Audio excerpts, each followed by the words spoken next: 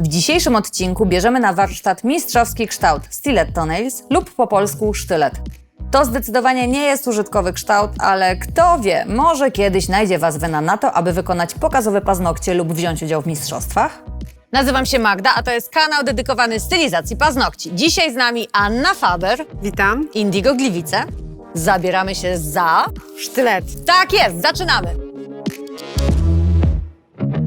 Opracujemy płytkę, przetrzemy powierzchnię fioletowym cleanerem, nałożymy primer kwasowy, bazę i szkielet wykonamy primo ultimo. Paznokcie zbudujemy Easy Shape Coverem, Light Rose'em i Perfect Clearem, a do zdobienia użyjemy hybryd pudelka, Blonde Hair Don't Care, Glassa Hocus Pocus. Całość pokryjemy tip-topem i supermatem. Wykorzystamy również ozdoby Snowflake 4 i Pixel Effect Kopciuszek. Przy kształtach mistrzowskich zawsze obcinamy wolny brzeg maksymalnie, ponieważ będziemy dążyć do tego, aby wykonać jak najbardziej cienki paznokieć. Nawet milimetr nieobciętego wolnego brzegu może mieć wpływ na przepiłowanie paznokcia podczas nadawania mu kształtu. Zwróćcie uwagę, że w przypadku paznokci salonowych jest dokładnie na odwrót. Nie obcinamy wolnego brzegu na maksa i dzięki temu jest nam łatwiej podłożyć formę i jest to przyjemniejsze dla klientki. Podkładanie formy pod wolny brzeg ogolony do zera może boleć i co ważniejsze, może uszkodzić płytkę, dlatego trzeba doskonale ważyć każdy ruch, kiedy się to robi. Skracamy wolny brzeg paznokcia pilnikiem o gradacji 180. Matowimy powierzchnię, pilnując, aby nie przepiłować płytki. Bierzemy wacik bezpyłowy nasączony fioletowym cleanerem i przecieramy powierzchnię ruchem z dołu do góry w stronę skórek. Zostawiliśmy odrobinę masy żelowej z poprzedniej stylizacji, aby nie uszkodzić struktury płytki. Modelka nosiła wcześniej paznokcie wykonane przez Anię, która dobrze wie, który produkt nałożyła i ile czasu jest on na dłoniach. Czy kojarzycie nasz odcinek 8 powodów? 8 powodów, dla których dzieją się zapowietrzenia. Jeśli nie, to koniecznie tutaj zapraszam, bo to jest kawał wartościowej wiedzy.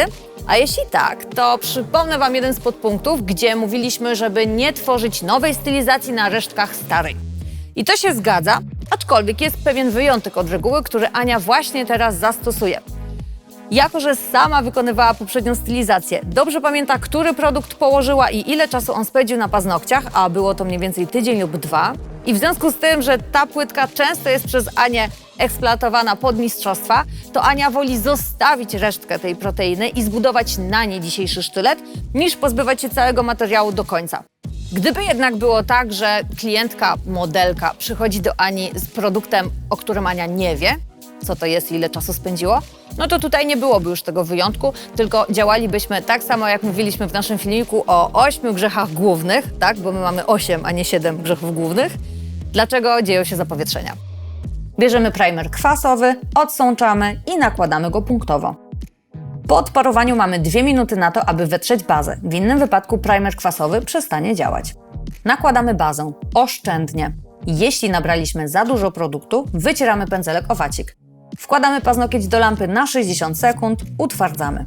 Teraz czas podłożyć formę.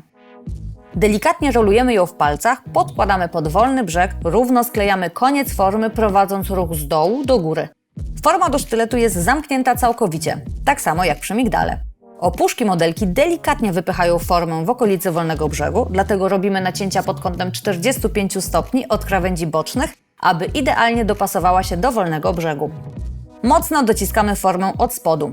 Ważne jest, aby nie było na niej żadnych załamań ani wgnieceń, ponieważ te same wgniecenia pojawią się później na krawędzi od spodu paznokci.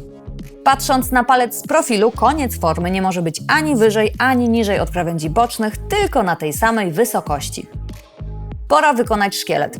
Ania korzysta z bazy gelastikowej Primo Ultimo, jest rzadka, szybko się nakłada, nie nadaje objętości. Idealnie przydaje się na mistrzostwach. Rozkładamy produkt po całej długości sztyletu, aż do końca formy. Cieniutkim pędzelkiem do zdobień sprawdzamy, czy na pewno wszędzie nałożyliśmy produkt.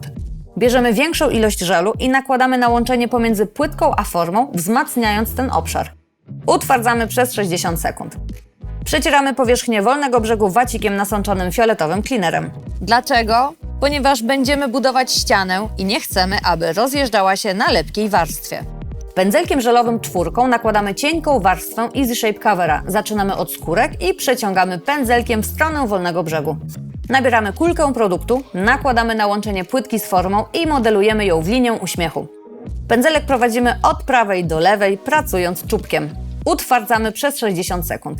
Nabieramy kulkę Light Rose'a na środek naturalnej płytki i pulsacyjnymi ruchami dosuwamy produkt w okolicę skórek, oczywiście ich nie dotykając. Przesuwamy się do linii uśmiechu, tworząc ścianę jajka. Czubkiem pędzla poprawiamy ścianę, aby uzyskać jednolity kształt.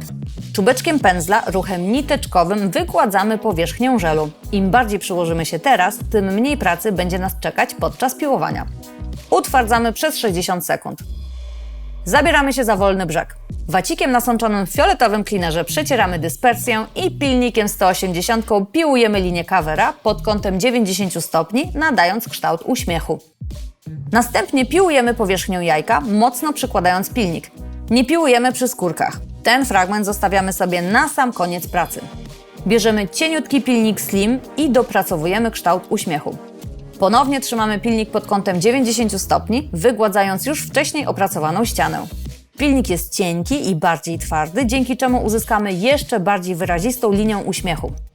Przecieramy powierzchnię wacikiem nasączonym wipe-offem, ze szczególną uwagą, aby dobrze wyczyścić całą ścianę. Nakładamy kropkę pudelka, 2 kropki Blonde Hair Don't Care i kropkę Hokus Pokus. Mieszamy obydwa róże, tworząc kolor pośredni. Zaczynamy od najciemniejszego różu, umiejscawiamy go przy ścianie i przeciągamy do 1/3 długości wolnego brzegu. Czyścimy pędzelek, pracujemy nail artową czwórką i sięgamy po kolejny kolor, który nakładamy po środku wolnego brzegu. Wycieramy pędzelek i sięgamy po trzeci, najjaśniejszy kolor, nakładając go na wolnym brzegu. Wycieramy pędzelek i blendujemy przejścia pomiędzy kolorami. Oczywiście zanim dotkniemy jaśniejszych przejść, czyścimy pędzelek. Nie wkładamy ręki do lampy, tylko na mokrej warstwie układamy Snowflakes 4 po całej długości wolnego brzegu, ale centralnie.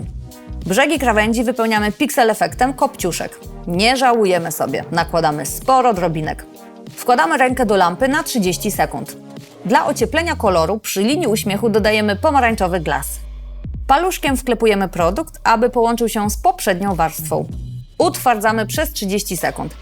Pora przykryć wolny brzeg. Do tego celu użyjemy Perfect Cleara, który dobrze się rozprowadza, nie tworzy bąbli i jest idealnie przeźroczysty.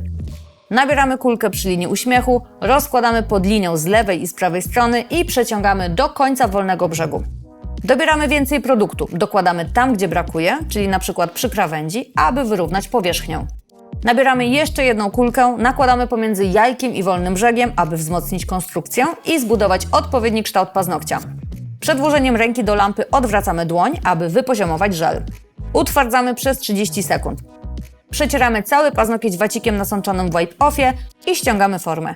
Przechodzimy do piłowania.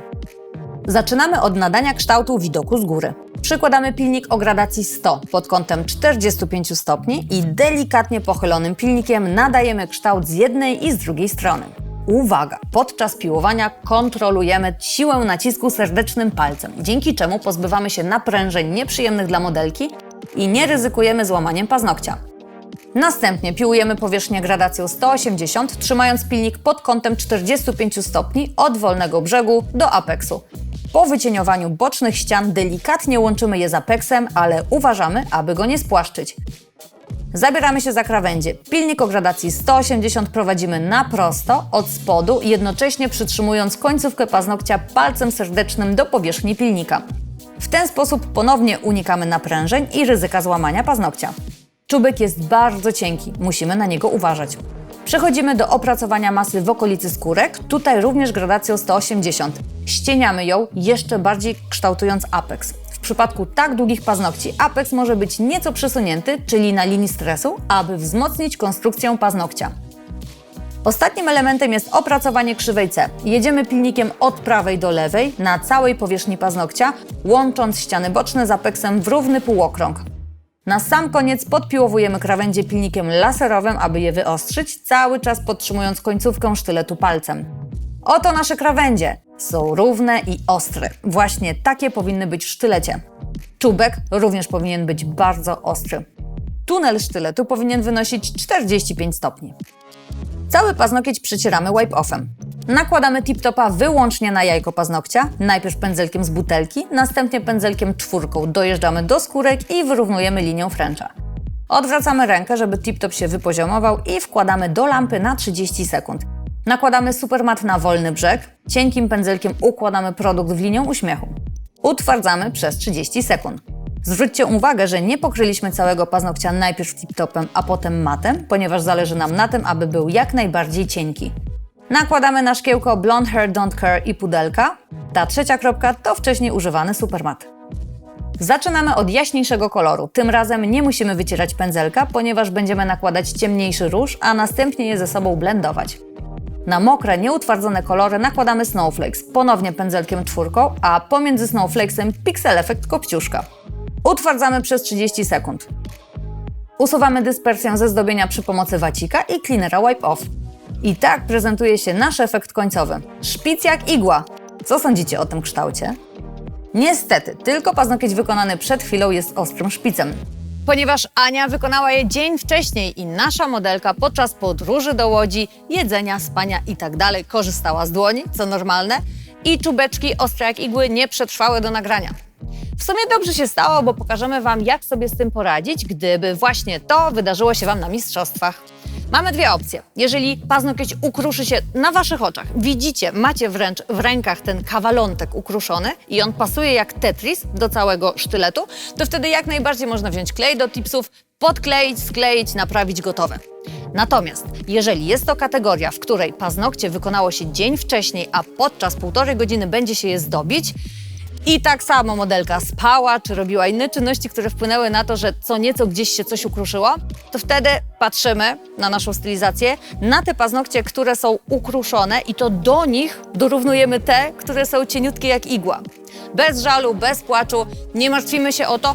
Trudno, fakt, stracimy nasze punkty, bo nasze paznokcie nie będą ostre jak igła, ale za to nie stracimy punktów za pierwsze złe wrażenie albo za niedokończoną pracę.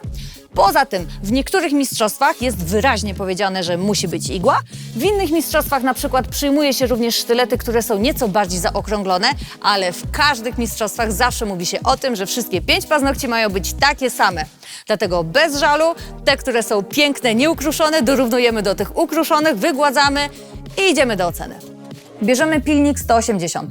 Ręką, którą trzymamy dłoń, delikatnie przyciskamy sztylet do pilnika po całej jego długości i wykonujemy ruch na prosto, ale zbliżając się do wolnego brzegu, delikatnie prowadzimy pilnik do góry.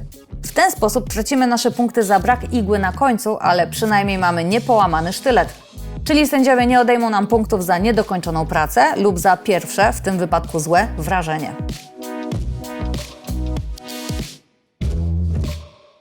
I to już koniec naszego odcinka. Dajcie znać w komentarzach, czy będziecie robić sztylety oraz czy chcielibyście zobaczyć jeszcze bardziej szalony kształt na tym kanale, bo wydaje mi się, że sztylet jest najbardziej takim nieużytkowym, szalonym kształtem, jaki do tej pory pokazaliśmy. Pamiętajcie, że jesteśmy zawsze w czwartek o godzinie 17. Dzięki za uwagę. Cześć!